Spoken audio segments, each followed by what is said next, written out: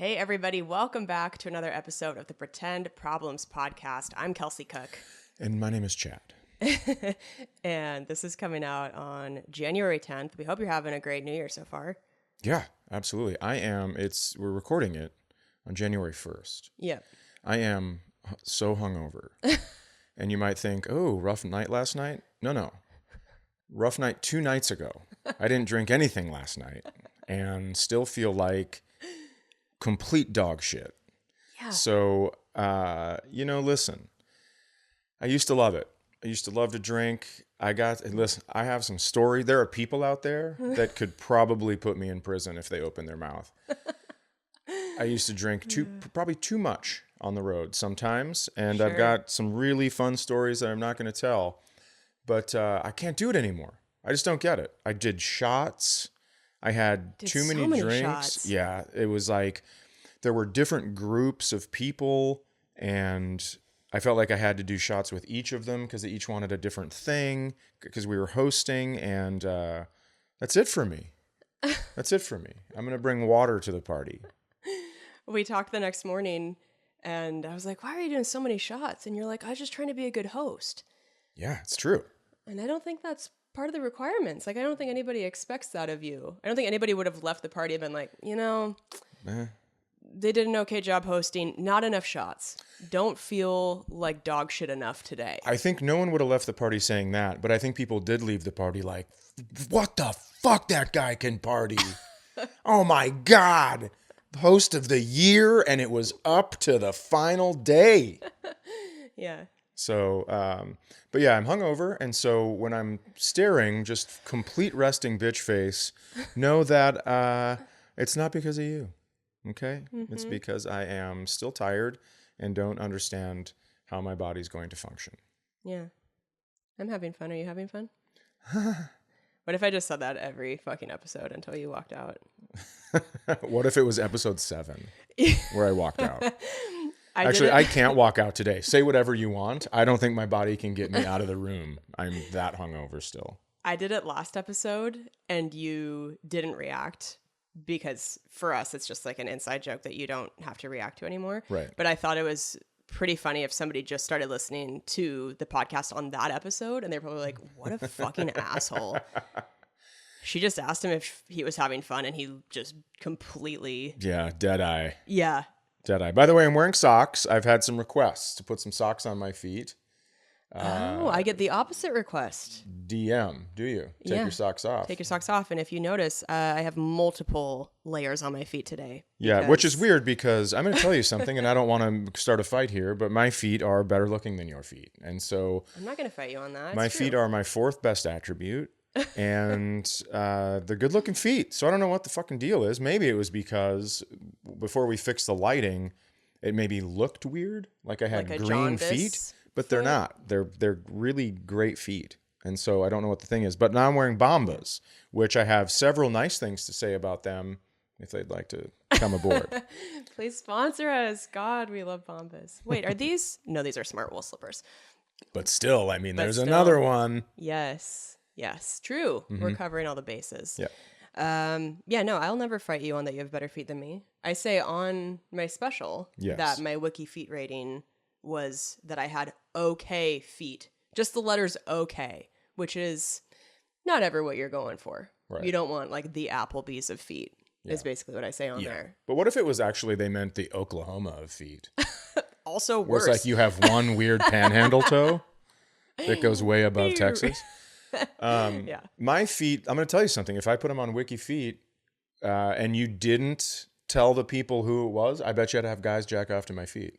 They're good-looking feet. I promise you They're would. good-looking feet. We keep talking about starting a Patreon for the podcast, and I would be curious what kind of money you could just bring in on your own from OnlyFans on your feet. Yeah, so the complaints about my feet are weird. It's like, is it because you can't get through the episode because you're busy drooling over my feet? I don't know. But the socks are on, and listen, it's only going to take one to get them back off. You know what I'm saying? Leave your comments. See you on the internet. Leave your YouTube comments. Before we get into more of the topics we wanted to talk about, we wanted to say that we've got some tour dates coming up. It's true. So I'm performing in San Diego January 18th through the 20th. And then I'm headlining the Comedy Store in Los Angeles on Tuesday, January 23rd. In February, I'm in Tacoma, Philly, Jersey, Stamford, Connecticut. I'm in San Francisco in March, and Minneapolis and Chicago. And then I'm shooting my special in Madison, April 4th through the 6th. So lots of stuff coming up. You can go to kelseycook.com, get your tour date tickets. So many more cities coming too. Now, are you shooting your special all of those days or just the 6th? We're on the same wavelength, because as soon as I said that, I was like, I should clarify. I'm only shooting my special on April 6th. But you're going to be in Madison. Performing the 4th and 5th as well. I am going to be just coming up, because this is coming out on the 10th. I will be on the 12th and 13th and 14th. I will be in Tempe, Arizona. Then on the 26th and 27th, I will be in Springfield, Missouri at the Blue Room. Then Oklahoma City at Bricktown, February 2nd and 3rd. I don't really know what's after that, except March 2nd, I'm going to be filming my special in St. Paul at the Fitzgerald Theater. And the first show has, I think, 3 or 4 tickets left. There's just singles, and then it's the top shelf on the late show. So if you do want to come to that, you should hustle. Yes. It's so exciting. It's like 2 months out. I'm jacked up. It's going to be fun. Almost sold out, and it's a huge theater. And it's going to be it's my 10th hour that I'm recording, and it's on my 100th birthday. So, I mean, there's a lot of stuff going on. Get him while you can see him. There's a lot of stuff going on. Because death is near. We don't know. Death is near. You keep taking 10 shots in a night. See me live, while I'm upright. Yeah. Because I'm going to tell you something. When I'm pointing to letters on a chart from my wheelchair, and it's going, "Do you guys like chicken tenders?" It's not going to be as good. Well, maybe it will. I'm killing over here. Maybe it is going to be great. See me now, see me then. I don't care. It's going to be 2 different shows. I can promise you that. Comedian Steve Rogers said something very funny last night at the Acme holiday party. There was another person there who said, "Oh man, it must be interesting for you dating somebody with kids and not having them be super young. You know, his kids are like 19, 24. You didn't even have to worry about like them being in diapers." And Steve goes, "She has to worry more about Chad with diapers." Like, she's closer to Chad's diaper range than the kids' diaper range. And that made me laugh very hard. That is very funny. And said when I wasn't there, "You fucking coward. You share a name with Captain America, Steven Rogers, and now you're going to say that shit behind my back? Bro." And here's what's great. Steven Rogers admittedly has some pretty bad anxiety. So I hope he sees just that and starts losing his mind. I can't tell that he has anxiety. He talks about it a lot in his stand-up. He's, by the way, very funny stand-up, engaged to Caitlin Palufo, who is just unreal too. We love meeting Unreal. We love meeting other comedy couples. Yeah. We're kindred spirits, which is what 95-year-old women say. We it's true. We know how fucking difficult it is, so we can feel each other's pain. Yeah, exactly. It's a lot of looking at each other and going like, "I'm sorry," and then head down in a silent prayer. Yeah, mostly you, but oh, I'm kidding, kind of. Okay, let's continue. Sure. So, we were talking about the party. Yes. We threw our first party. This was my first like big party ever, but our first party as a couple in our house. And we had like 25 people here. There's a lot of people. There's a lot. Yeah. I learned a few things. I don't know if you learned a few things. Yeah. I mean, you want me to start? Yeah. Okay. So my mom was here. She came for a late Christmas. My sister was supposed to be here with her kids and my daughter. And my sister got COVID. Yeah. Which, by the way, shout out to my sister for going to a 24 hours Walgreens to get a COVID test, because I felt like it was very respectful and very much appreciated. Now, because I'm going to tell you, I don't know where this falls on the political spectrum, but I don't think getting COVID now is like going to be too detrimental. Yeah. It's the time. It's the time, if you follow the rules, it's the time that you have to spend and lose. So that's what I appreciated. And then, so my mom was here, and my mom's always been a prankster. She's always been a very funny, like, gotcha, and also a great storyteller. My mom brought vegetables to eat. This is my same thing. Oh, it is it really? That's so funny, yeah. Okay. Well, you can take it from here. No, it's okay. Keep going. I want to hear your thoughts. Kelsey opened the tub of broccoli that his mom brought. Yeah, that brought. Now, imagine the scene from Christmas Vacation where Cousin Eddie's outside, shitter's full. Imagine that scene. Imagine you can smell it.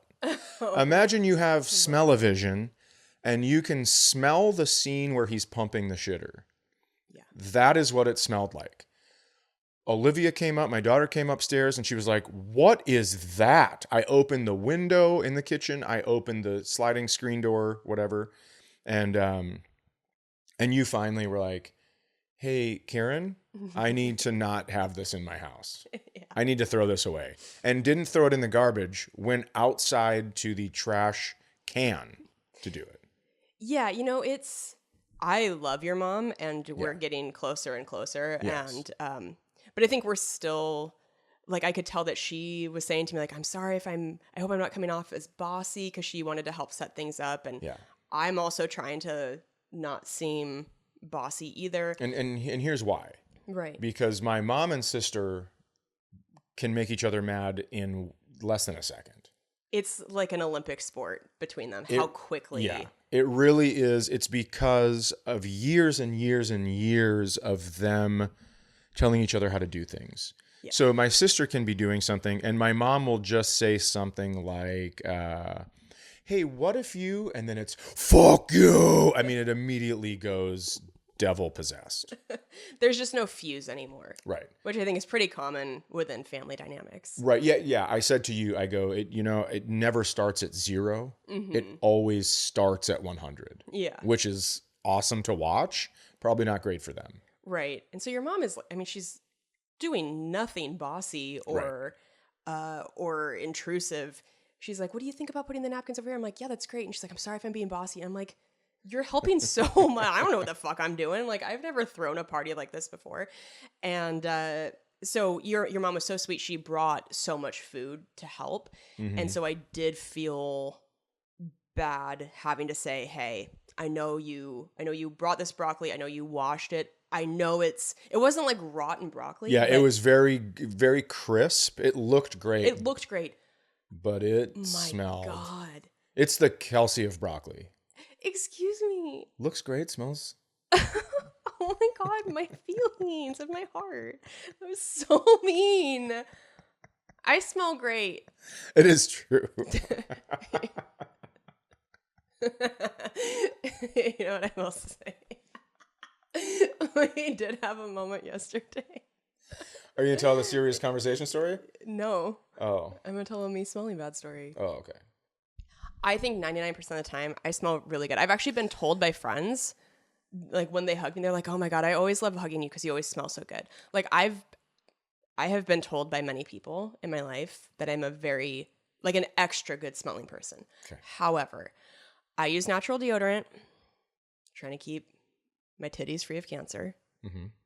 And the natural deodorants, they clock out on a schedule that is not set by you.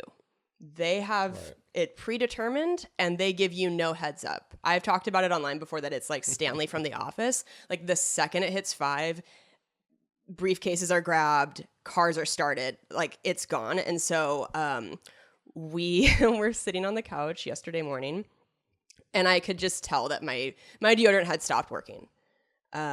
I had a little bit of a middle school boys' locker room. Yep. That's how you said it. That's how I describe it. How would you describe it? I described it as just like not smelling like perfume. Yeah. Like smelling like a human body. Smelling like you worked out, but you didn't work out. You just slept and wore natural deodorant the night before. So I was like, oh, I need to go shower. And then your daughter came and sat next to me. And I was like, I'm just giving you a heads up. I don't smell great right now.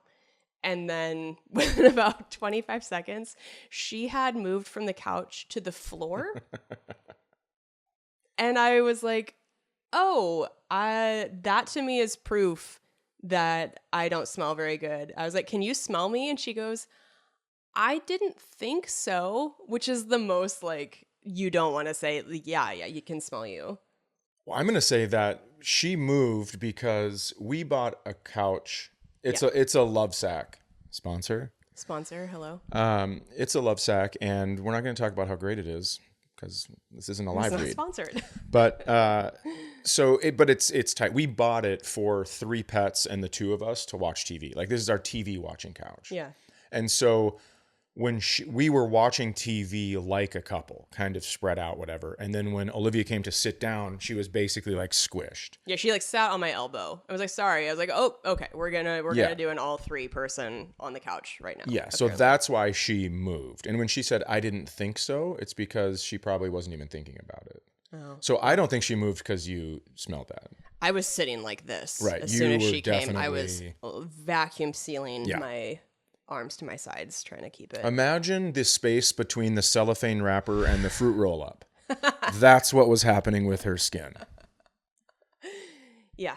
It really was. And then you later asked me, you said, "Can you smell me?" Mm-hmm. And I said yes. Yeah. But I also don't care. That's the thing.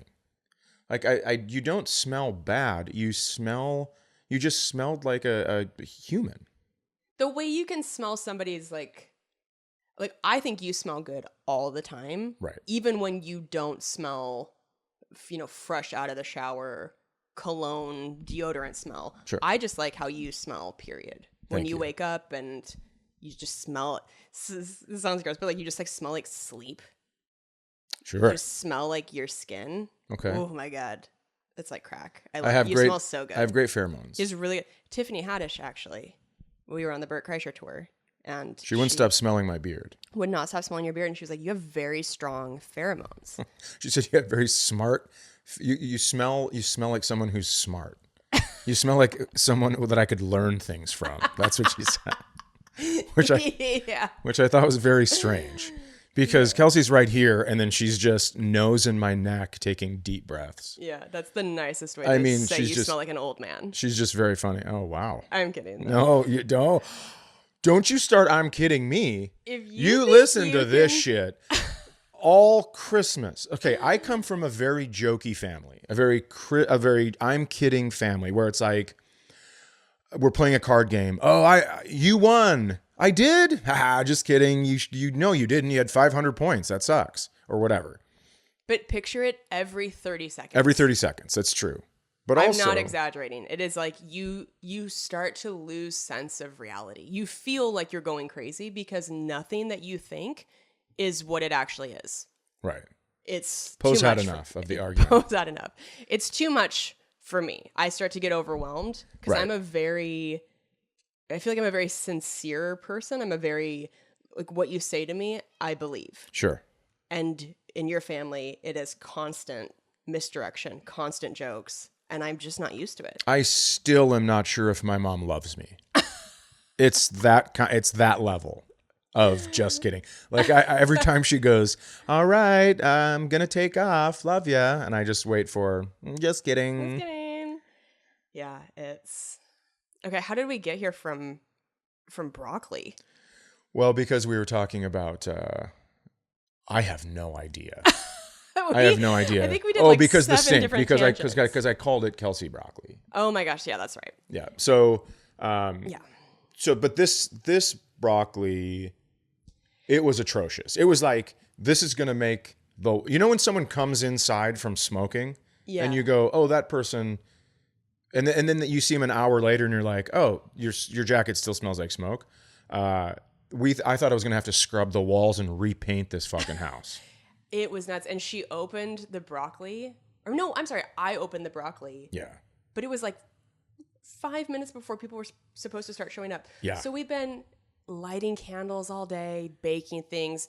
I've been really thinking about, I want people to walk in and be like, fuck, this house smells amazing. Yeah. And then right at the buzzer, I opened this broccoli and I've never smelled anything like that. That was crazy. I went downstairs and I could still smell it. So that's when I came up and was like, Karen, I love you. Right. This is no offense to your broccoli, but like, we got to toss this. It was going to be the entire smell of the house. Also, let me tell you something about parties. No one's coming for the broccoli. No. This isn't a deal breaker. If we throw the broccoli away, it's not like people are going to be like, excuse me, thank you for all the top shelf liquor options, but the where's the fucking broccoli, dude? Tell me where the broccoli is. I see cauliflower. I see carrots.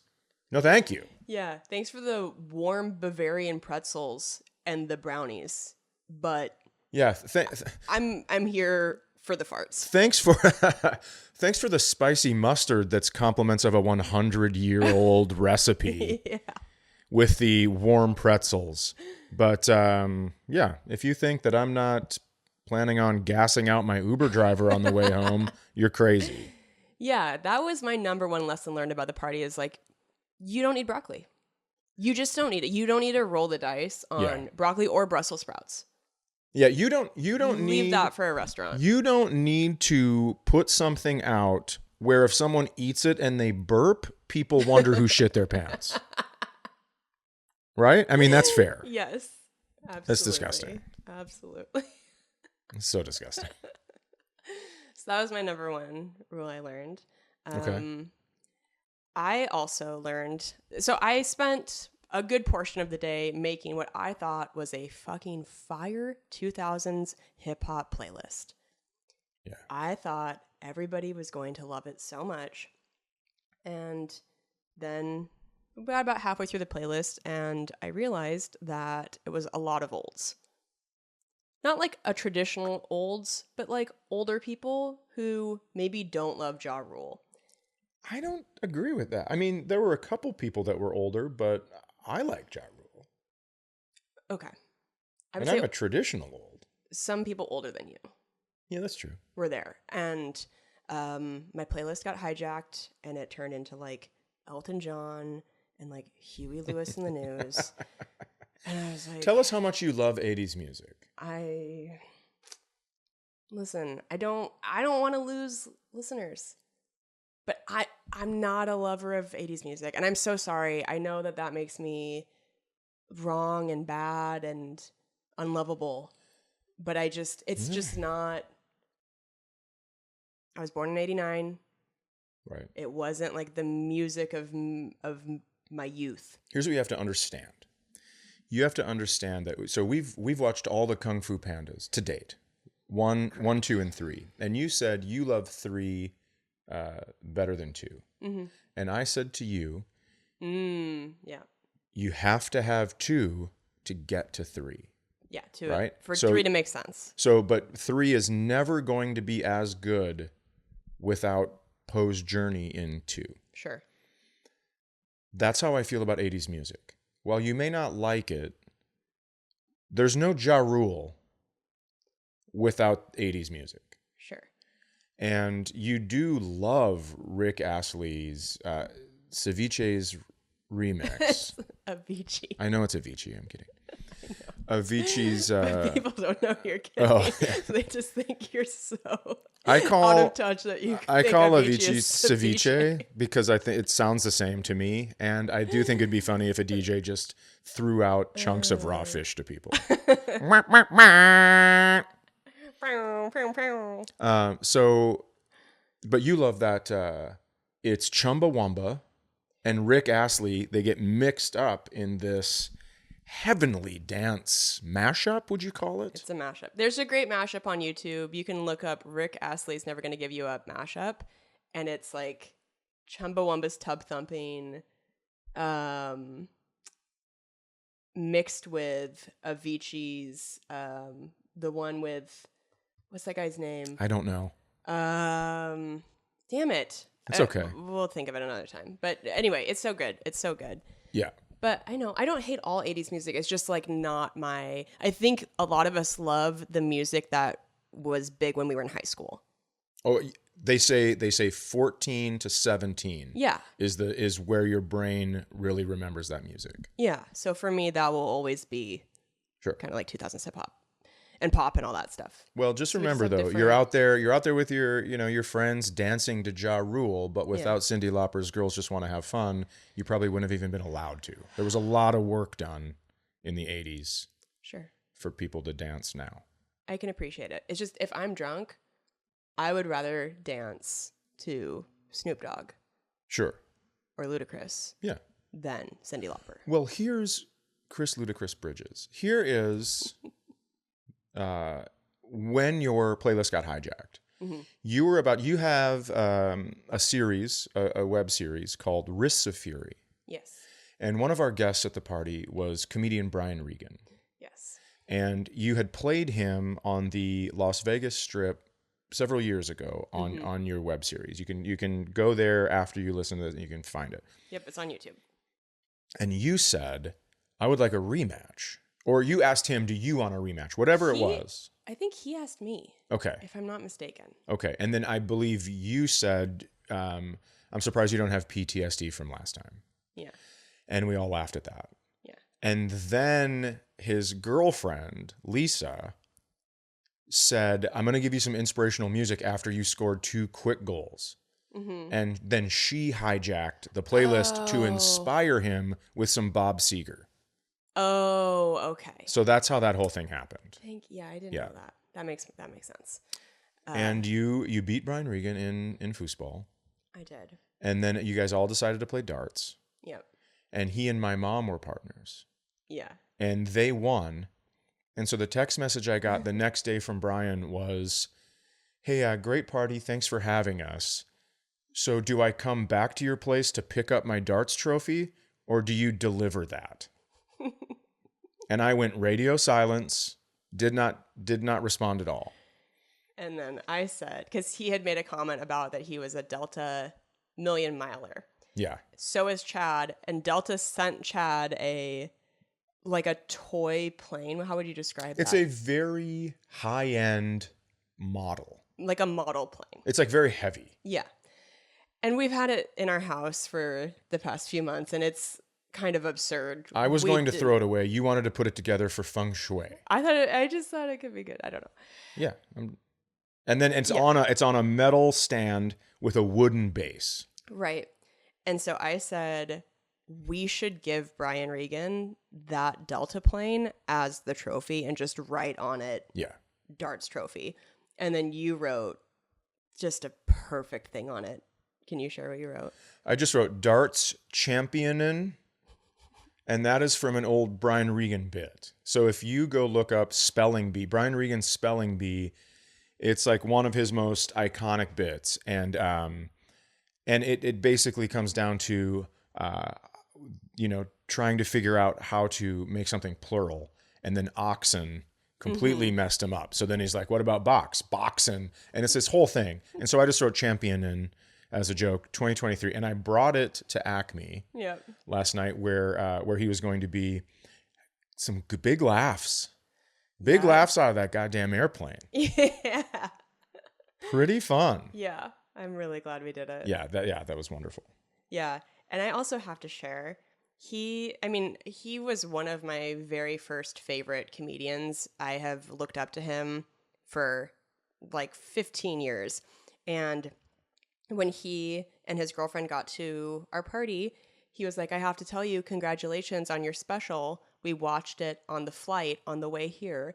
And I just about died. I mean, that was like the nicest, coolest full circle moment. And it just made me so happy. So shout out to Brian Regan for being the fucking best. Yeah. And we had every single person that walked through the door, unbelievable people, such great guests. It was an absolute blast. Yes.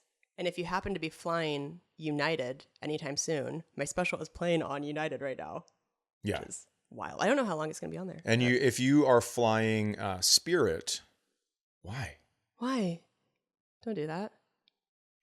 What else we got? I wanted to talk also about the games that we played, like the board games we played with your family. Yeah. We bought a game called Mind the Gap, and goddamn, what a fun concept. If you've ever played Trivial Pursuit, and it's been like an old board that's just like been in your house forever, depending on your age, you might be like, I don't know any answers to these questions. If it was always like in the 1948 Olympics. Yes, it's always something about the Olympics from the 40s and 50s. So a lot of stuff happened. It's true. This company has created such a fun game called Mind the Gap, where there's a deck for boomers, a deck for Gen X, a deck for millennials, and a deck for Gen Z. And you have to play on every leg of the board game that corresponds to the different question decks.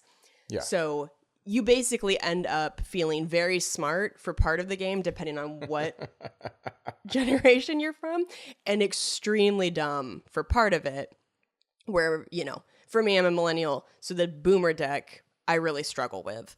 And we happen to play for the first time with one of each generation. Right. You, me, your daughter, and your mom. Yeah. And again, this is not sponsored, but if you see that game we got it in Walmart, if you see it anywhere on Amazon, maybe, it's so fun. We loved it. Yeah, Mind the Gap. Now, I'm technically Gen X, but Gen X is from 1965 to 1980. So I wasn't around for most of it.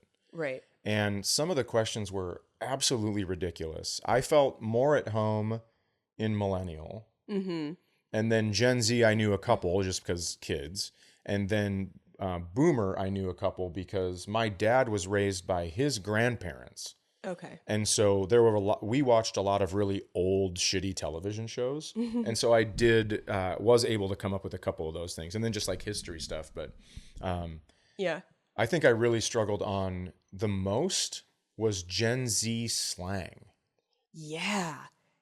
What the fuck are those kids saying? Yeah, it was like, when you're texting, what does BQR TBX WAD mean? And you're like, I don't know any of that. Yeah, and then Olivia was like, be right back, going outside, gonna take a selfie, gonna use the bathroom, talk to you in 10 minutes. Like, everything was, she knew exactly what it was, the abbreviations were. It's a very, very fun game. I would, check it out if you're gonna, because then everyone can play. That was the point of the game. Even in the instructions, it says this game was invented by a family, and they were sick of certain generations having to sit out of certain games. Right.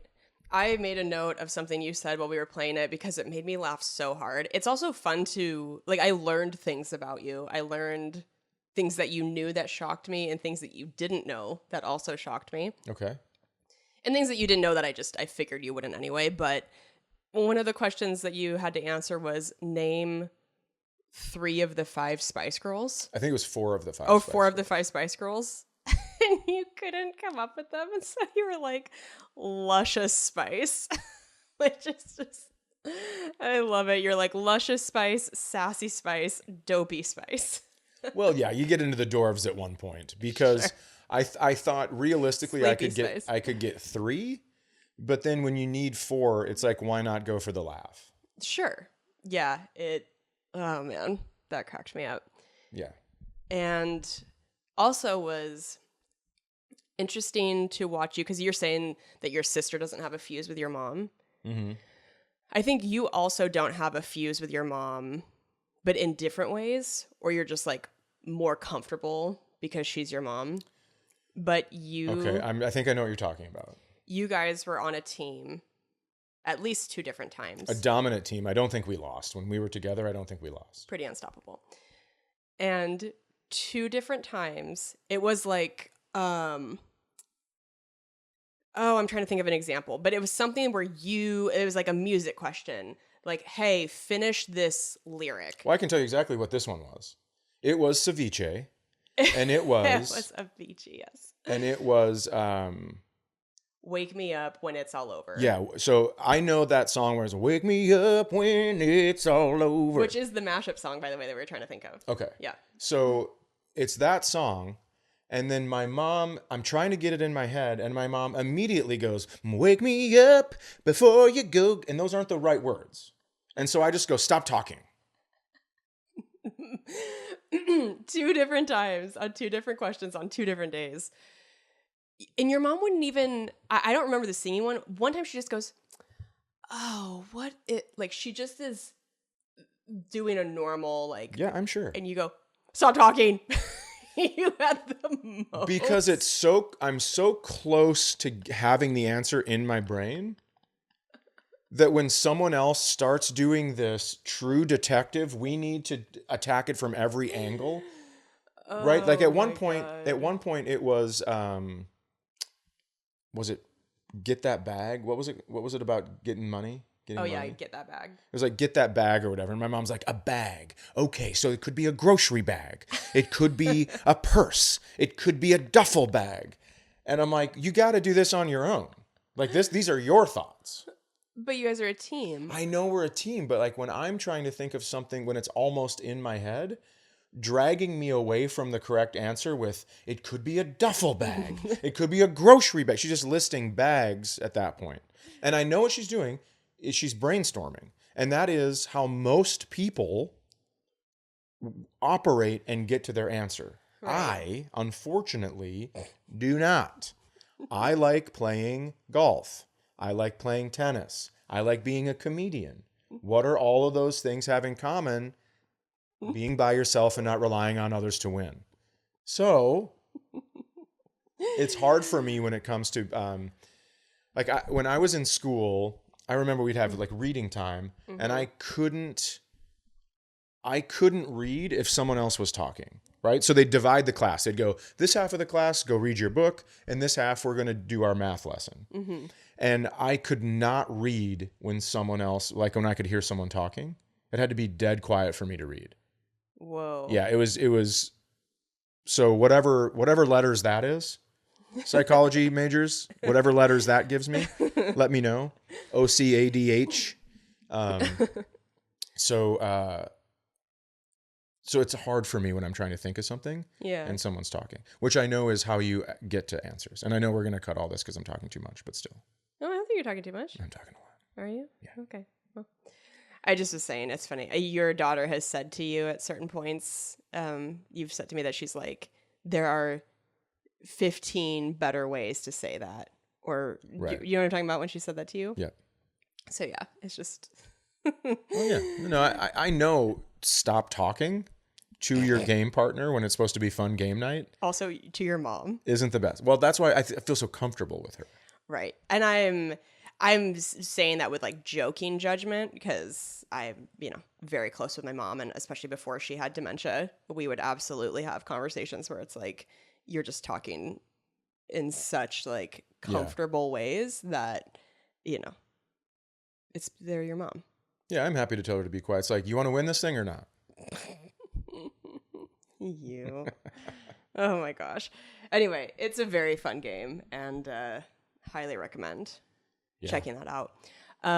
Should we? Yes, we should. Okay, great. That's our shorthand. Mm-hmm. Should we? Yes, we should. We are going to answer some listener questions. Oh, I thought you were going to say, should we order pizza? Oh, well, this is what happens when you assume. Uh-huh.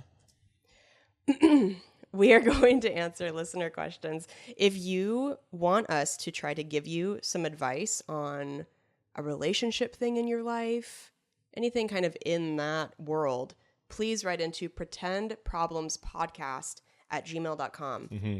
We're getting so many emails. It's so fun to open the inbox and just see all these new ones. We're going to try and tackle like 3 or 4 each episode and just keep working our way through them. But thank you guys so much for writing into us. Yeah, it's great. So this one is titled Santa. They say, hey guys, my wife took it upon herself to tell our 8-year-old about Santa while I was at work. I had no input in the decision and it happened without my knowledge. I'm honestly pretty upset about it and I'm not sure how to handle it. Love the podcast. Well, thank you so much. Give the full name. Man. Somebody's asshole just clenched. Listening to this like, don't give the full name. This would make me so mad. I'm not a parent, but I put myself in that position and I would really struggle with that. How do you feel about it as a parent? 2nd grade, it's tough. That's right on the cusp, right? So, but I always think when it comes to those decisions, you make those decisions together if it is a 2-parent home.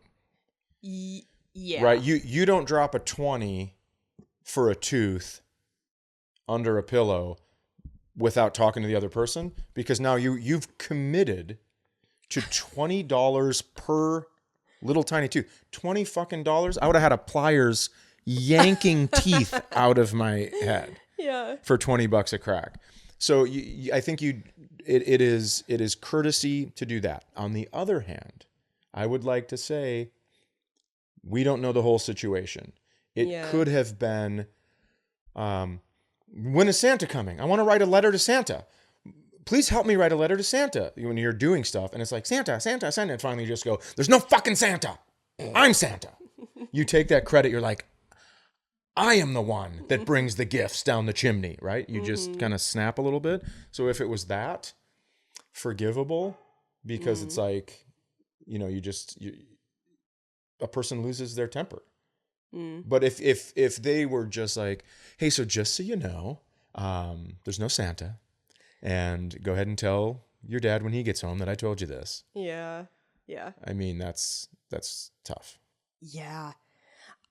I personally think it's all tough. I'm not a parent. I can't even imagine how much kids test your patience. Like the scenario you're giving, if the kid was really going in hard on Santa stuff and the person just snapped.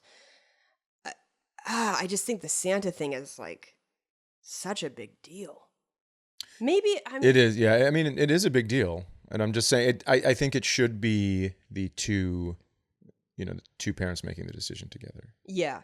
So that's my advice is to express your feelings if you haven't yet and talk about it. And it is one of those things where like, it is done. Like you can't go back in time and Men in Black wipe your kid's memory. Right. But I think if I were you, I would just want to have a conversation where you feel heard and feel like you're on the same page for future stuff that's in that same vein. Yeah. And depending on how mad you are, here's my advice. I would think of something that your wife doesn't want your child to know, and then I'd tell your child. Oh, right? God. What was it? 3 guys on the hockey team at once? We don't know. Oh, my God. But that's I dropped that info. Good Lord. As always, take Chad's advice with a grain of salt. Chad's just intentionally trying to set relationships on fire.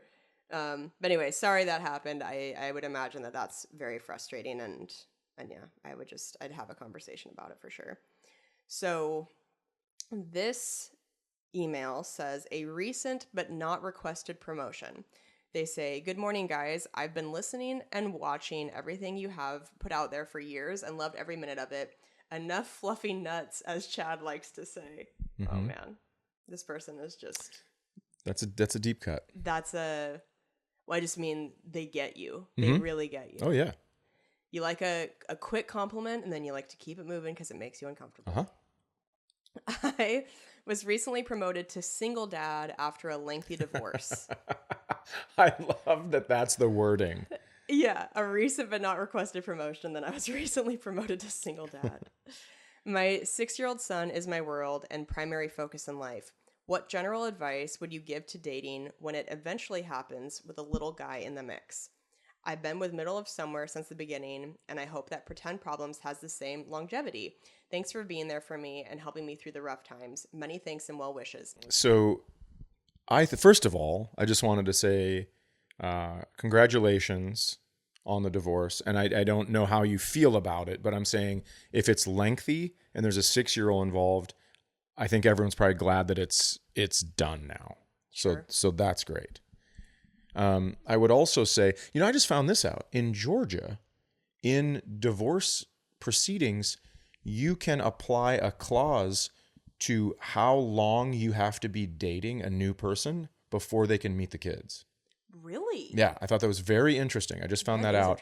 And so I don't think that is in Minnesota, but I don't know where you live. If you're talking about you're going to need a babysitter. You're going to need to explain to your son where you're going. I wouldn't start lying now because that's not going to end well later. I would explain it, just, whatever. And I would take it really slow. I would avoid the revolving door situation that some single parents put their kids through, where it's like a new person every week. For me, that I couldn't have done that. I don't think it would have been fair. I think it would have been really confusing.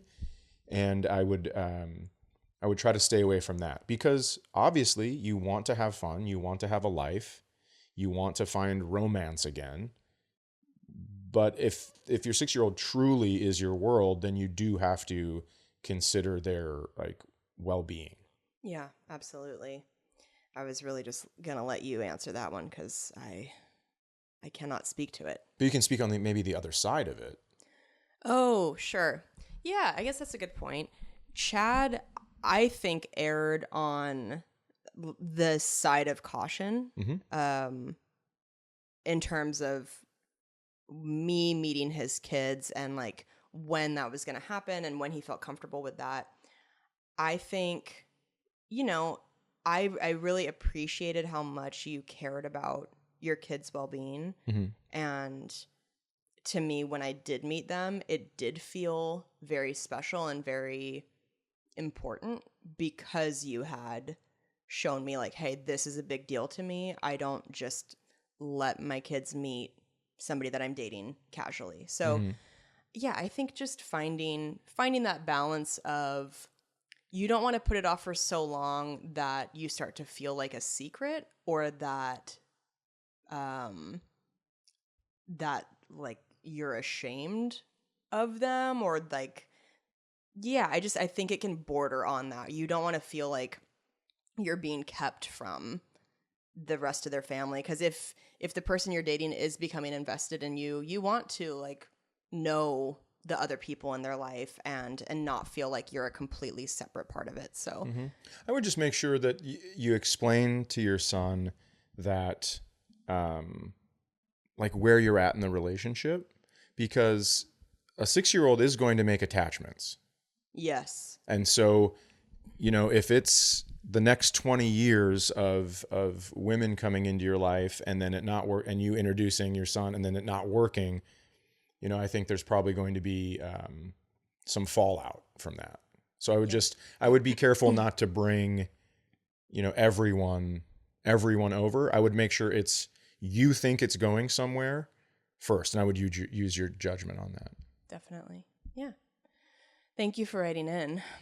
We are going to do one more question. This one says, couples question regarding alcohol. This email's a little bit longer, but I do think okay. The information is important to try to answer this. So they say, hi, Kelsey and Chad. I'm a longtime listener of Chad's comedy and Middle of Somewhere and super excited to get into Kelsey's comedy. Thank you. Here is my dilemma.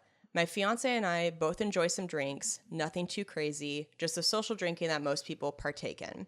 We usually have a good time, and there isn't always an issue. My problem is that she has a much lower alcohol tolerance than a lot of people, and that she also has at least 1 or 2 drinks most days. I, on the other hand, will maybe have 2 to 3 drinks 3 days out of the week. I'm not faultless, and sometimes I have more than I probably should, but the issue is that I can at least hold my liquor a bit better, while she will get a little fighty, not physical, when she drinks, which then sometimes causes fights for no reason. We've been together for 5 years, engaged for almost 1, and have lived together since the start of the relationship. One recent example is that I was clipping my toenails over the toilet like I have done for my entire life. It's easy to put my foot up on the toilet seat so I don't have to fold in half to reach my toenails. Clippings fall into the toilet for easy cleanup. She noticed this one night after a few drinks and said it was wasteful and that I should do it over the trash. He says he explained why he does it, and then he says this progressed into a bit of a fight. We talked, I got upset, said I can't believe this is something worth arguing about, rolled over and went to bed. The next morning, everything was fine. She wasn't drunk, so she remembered it, I think, but we just didn't discuss it again.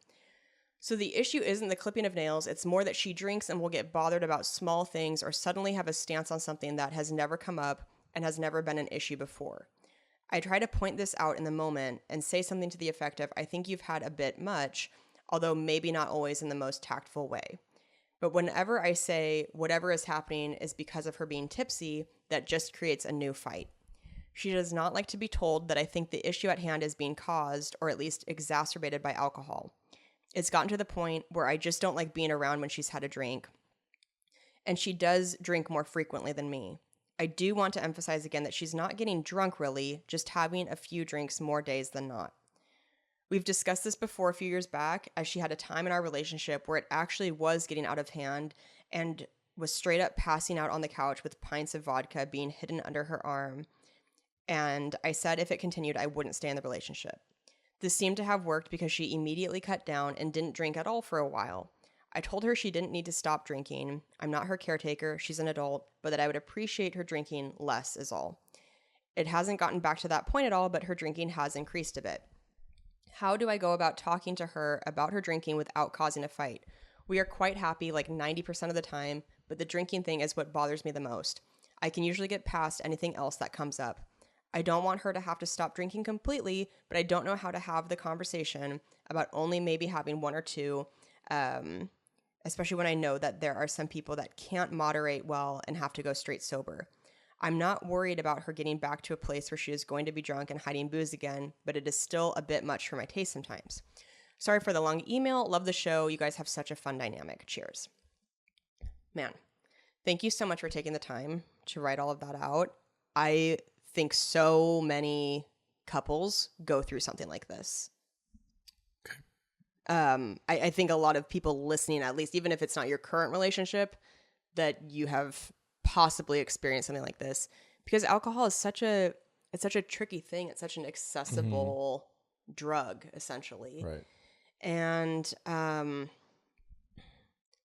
my experience with this particular issue is I was with an alcoholic at one point in my life, and there were about 5 years where it was a problem, but I didn't know, I felt a little bit like how you feel, where I was like, I would hate to make the person feel like they need to stop drinking entirely, because I personally am somebody who I like to have a drink every now and then, but I'm like a social drinker. I don't ever like really drink at home.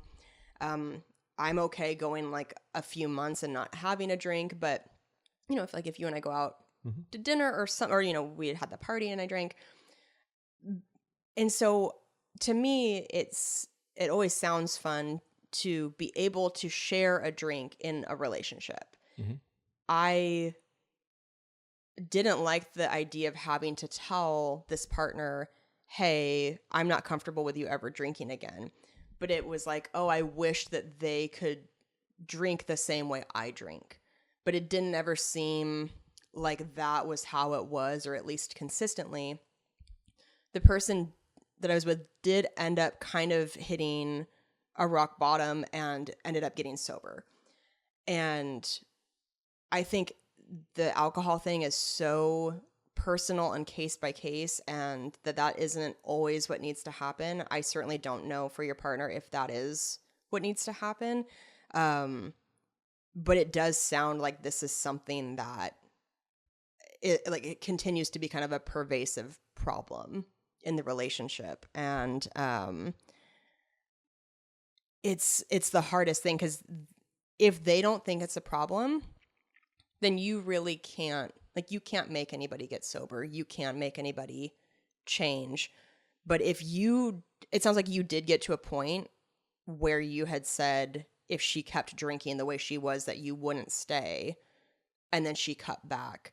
So I don't know if you're in a position where you are feeling that way again, where it's like you just don't want it to continue like that. But the only thing you can do is really make boundaries for yourself.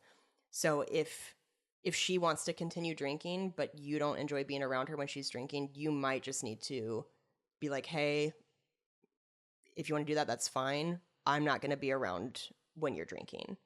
And maybe you just take some time yourself to do something else that night or whatever. And I don't know. What do you think about what I'm saying? Well, I don't know about what you're saying. Oh, okay. But as far as I agree with it. Okay. But as far as the question goes, I would immediately start journaling about her water use. Because if flushing the toilet one extra time is wasteful, it's time to start keeping score. One extra time is wasteful. So here's the thing. Are you sure that she's not You know, you said she was falling asleep with a pint of vodka under her arm. Are you sure there's not a pint of vodka somewhere else? I would think about that, because I used to always think my dad had one or two beers, because there'd be one or two beer cans on his little table by his recliner. But then when my parents got divorced and he left, we found boxes of empty Jack Daniel's bottles in the room right next to it that we never used. Whoa. So he was just drinking that and then setting the beer cans there. So that's question number one. Yeah. Question number two, you said that you don't want to be around her when she has a few drinks, but you said she has a few drinks every day. So it feels like if A equals B and B equals C, then A equals C here, which means you don't want to be around her every day. Right. And so that's something to consider. I don't want to, really cause a huge issue here, but I do want you to ask yourself the question, do you want to roll over and hope a fight disappears while you're sleeping for 50 straight years? Yeah. That's a lot. That's a long time to hope that happens. I got to tell you something, just from me to you. Thank you for cutting your toenails over the toilet. I think it's a great idea. Because you get it over the trash can and sometimes you miss. And then now I'm in there with bare feet and I step on something. I'm like, what the fuck is this? I pull a toenail off the bottom of my foot. That's a hard pass for me. I'd rather you flush it. I'd rather you flush all your toenails individually. I don't care how much water you're using. I would appreciate it. Yeah. Alcohol's tricky. It is. It's like some people aren't good at drinking. They're just not. Right. And so if this is one of those people, then it sucks because, eventually she's going to realize, oh, I'm not good at drinking, but are you going to be the cause of it? Or is something that she does going to be the cause of it? I don't know. It's alcohol. Alcohol's tricky for a lot of people, and especially for people, the partners navigating it. Yeah. And if you're saying that when you bring up that alcohol, is exacerbating things, you're saying that actually makes fights worse or starts a new fight.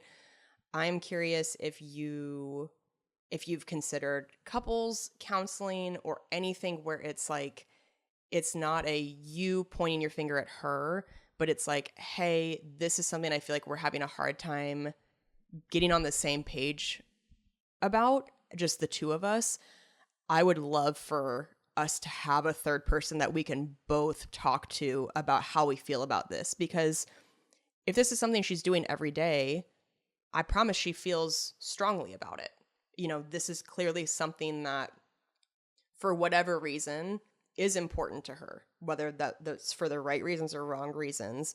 And if she wants to continue having alcohol in her life, I do think it would be worth having a conversation with a third person who's objective and just maybe get into the bottom of what's going on there, because